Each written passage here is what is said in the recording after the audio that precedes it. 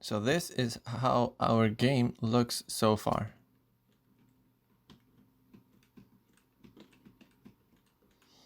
It changes the gears, and I've added a function for the rear lights to light up.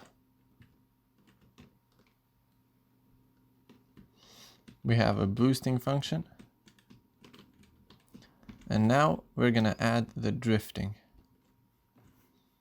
If you've been around my channel for a little while, I've already made a how-to video to make a drifting controller in Unity. So now we're just gonna adapt that script to our current game. So these are the two methods that make it possible for the drifting controller to work. It's a bit long, but I'm just gonna copy it and paste it in our current controller. And now we have all these undefined values. First of all, we need a friction curve, which is a private variable. Just define a wheel friction curve with forward and sideways friction. And instead of wheel colliders, we have only wheels. Next, we need a handbrake friction, where it's just a float variable, so we can just define it in here. This tempo is also just a float variable. Do a private float tempo. This car represents the rigid body. This handbrake friction multiplier is a value that we can change to vary how hard the car will drift. So let's declare it in here. It is usually around 2F. Current speed is kph.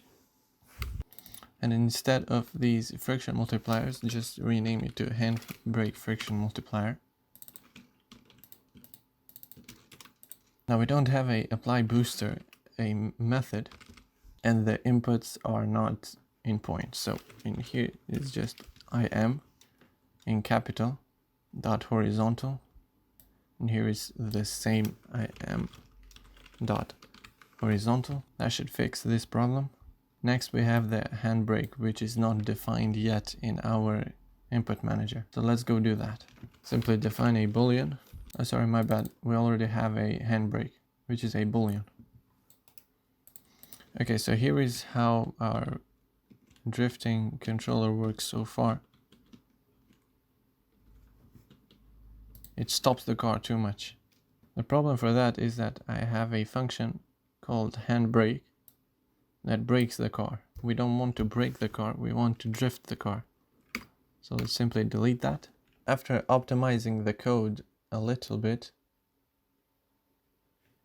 this is the code. It's just now one block of code.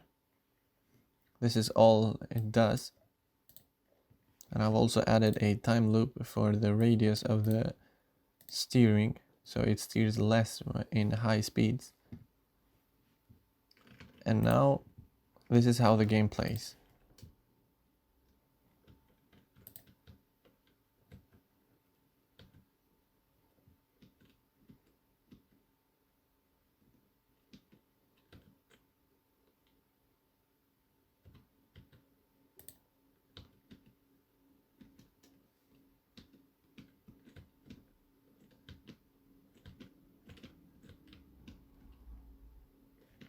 It kind of stops a little bit when you drift.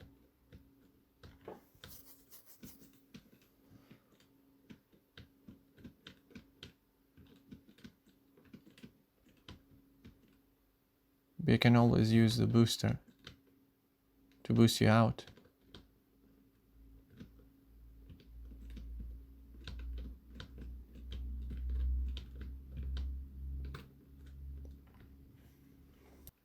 And if it drifts too much, you can just increase this float variable, so it drifts less.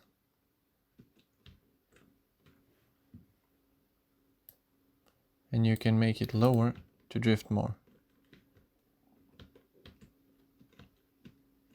Like this.